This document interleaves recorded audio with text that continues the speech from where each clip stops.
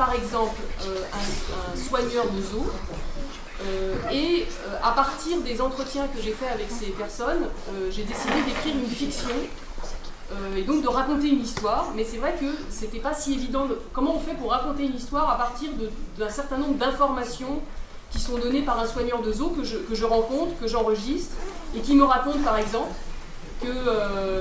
qu'il travaille dans un zoo, mais qu'en même temps, lui, il aime les animaux, et que du coup c'est extrêmement compliqué parce qu'en fait il a voulu être soigneur parce qu'il aime les animaux, et qu'il a le sentiment que soigner des animaux dans un zoo, c'est en même temps les tenir en prison. Et en fait, ça m'a beaucoup intéressée parce que je me suis rendu compte que quel que soit le métier qu'on fait, on est constamment confronté à ce genre de contradictions. Et donc dans le bouquin, j'ai beaucoup travaillé là-dessus à propos du soigneur de zoo, et j'ai essayé d'utiliser cette chose-là pour raconter, par exemple, des choses qui ont trait à qu'est-ce que ça veut dire d'aimer quelqu'un.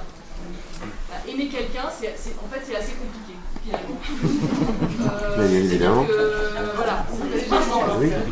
Non, parce que voilà, par exemple, le soigneur de zoo a dit qu'il aimait les animaux, et c'est pour ça qu'il faisait ce métier.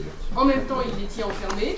Et j'ai eu la même expérience avec quelqu'un qui travaillait dans un laboratoire, que j'ai interviewé sur l'usage qu'il faisait des souris. Et bien évidemment, les souris, il était obligé de les tuer. Et en même temps, ce qu'il racontait, c'est que s'il avait voulu faire son métier, c'est parce que justement, il aimait les animaux. Donc là, c'était un peu... Et donc j'ai essayé de travailler là-dessus. Et c'est à partir de ça que j'ai écrit donc, cette histoire de ce livre, qui en fait, qui a priori n'a rien à voir, mais qui est l'histoire d'un personnage que je raconte de 0 à 40 ans en fait. Donc je raconte sa vie, et je montre comment la vie de ce personnage, c'est la vie de quelqu'un qui doit être petit à petit dressé. En fait, la vie de chacun d'entre nous, ça consiste à être petit à petit dressé. Et c'est pour ça, c'est en racontant cette histoire que j'ai eu envie de jouer sur cette histoire de l'alternance entre raconter l'histoire de quelqu'un qui petit à petit va être dressé, parce que si on veut vivre en société, on est obligé d'être dressé, et tout ce qui concerne les animaux. Et donc c'est pour ça que le bouquin, on va le dire tout à l'heure, on va voir encore une question, le bouquin du coup c'est ça que je disais tout à l'heure, il est assez bizarre, parce qu'il alterne des choses qui racontent l'histoire du personnage, et alors il est enfant, et il est adolescent, etc. Et c'est alterné avec des trucs sur l'élevage, sur le zoo, sur etc. Et au début, donc là encore je préviens, au début on se demande un petit peu ce que j'ai dans la tête pour mettre ces deux choses en relation. Et en fait, petit à petit, ça construit un lien sur la question de qu'est-ce que ça veut dire de réussir à vivre en société, comment on fait pour réussir à vivre en société, et est-ce que dans l'éducation, il n'y a pas quand même un petit peu quelque chose qui ressemblerait à de l'élevage. Ça, c'est voilà. Vous avez envie d'avoir de la chance. Vous avez envie d'être comme tout le monde, vous avez envie de dire « j'aime les animaux ». Parce que si on dit ça, on n'a besoin d'aucune explication. L'amour se suffit à lui-même et nous exonère du reste. Vous aimez les animaux. Dès l'âge de 3 ans, vous avez réclamé un animal, une petite boule de poil qui serait entièrement sous votre coupe, en votre possession, sous votre contrôle, entre vos mains, en votre pouvoir, à vous. Vos parents vous l'ont refusé, estimant que vous seriez incapable de vous en occuper, qu'ils seraient contraints de faire le travail à votre place, et vous avez pressenti, sans pouvoir l'expliquer, qu'il y avait des causes plus profondes à ce refus catégorique. Les espèces animales non domestiques sont des espèces qui n'ont pas subi de modification par sélection de la part de l'homme. À l'opposé des espèces domestiques, ont fait l'objet d'une pression de sélection continue et constante. Cette pression a abouti à la formation d'une espèce, c'est-à-dire d'un groupe d'animaux qui a acquis des caractères stables, génétiquement transmissibles. Dans la nature, les animaux n'ont pas le temps de s'ennuyer. Ne pas mourir, se défendre, se cacher, se protéger et se nourrir exige une grande vigilance, de la promptitude, de la ruse, un sens de la prévision, toutes sortes de qualités que les animaux doivent déployer dès leur plus jeune âge et qui occupent entièrement leur journée. Mais en captivité, l'éventail des activités possibles se réduit de manière drastique. Un ours qui passe habituellement 8 heures par jour à chercher sa nourriture mettra 10 minutes pour finir sa gamelle. Le reste du temps, il n'a rien à faire. Sa cage est ronde, alors il tourne en rond. Il prend des gestes stéréotypés. Il s'ennuie. Si on ne veut pas qu'il dépérisse, il faut lui trouver quelque chose à faire. Faute de retourner avec votre mère découvrir le sexe, la violence, la nature et la mort grâce à l'art cinématographique, vous regardez des feuilletons télévisés. Vous avez l'impression que rien ne vous arrive.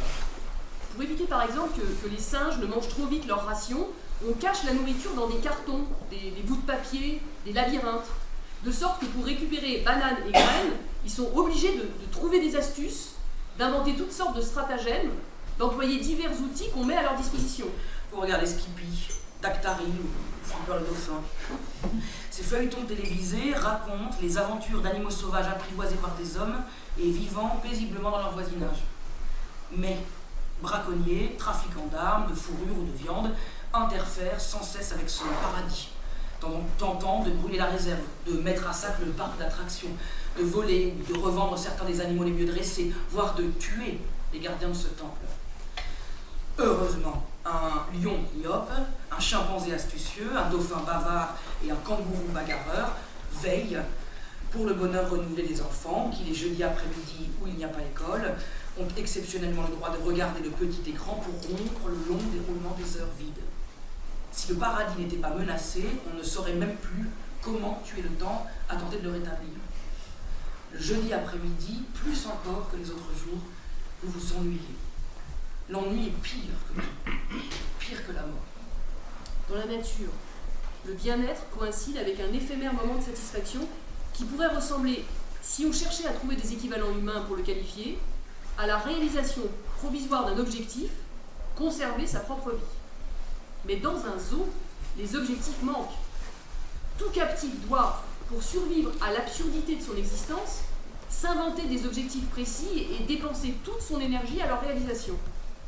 Il est important, dans cette perspective, qu'il se fixe des buts extrêmement difficiles, mais pas impossibles à atteindre. La conservation du captif dans un état physique et moral satisfaisant est fonction de sa capacité à se projeter dans l'avenir. Oui, je trouve que la façon dont vous menez l'analyse et l'observation des rapports au sein d'une famille est très très juste et souvent, du coup, petit à petit, on voit bien aussi comment vous construisez l'enchevêtrement des deux textes. Et quand j'ai fini le bouquin, il me semblait que j'avais mieux compris effectivement comment fonctionne une famille, comment elle peut mener les individus vers ce qu'il y a de mieux, mais aussi comment on peut les enfermer dans des rôles et des positions et des statuts qui les tuent. Je trouvais que c'était beau et d'autant plus que maintenant vous le faites avec l'humour, c'est bien aussi. C'est drôle ce que vous dites parce que ça c'est important que. C'est pour ça que je disais au début on fait des objets bizarres mais on a le droit de rire parce qu'en fait, moi quand j'écris le bouquin, il y a plein de moments où ça me fait rire en fait. Mais c'est vrai que je ne sais pas si tout le monde est très sensible à cet humour.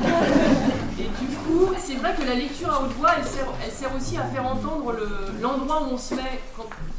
C'est aussi l'endroit où je me mets quand j'écris, et je le fais avec Julie parce que j'ai déjà travaillé avec elle, et j'en dirai un mot pour laisser ensuite parler, mais c'est aussi vraiment d'entendre la voix, c'est-à-dire aussi d'entendre le côté un peu...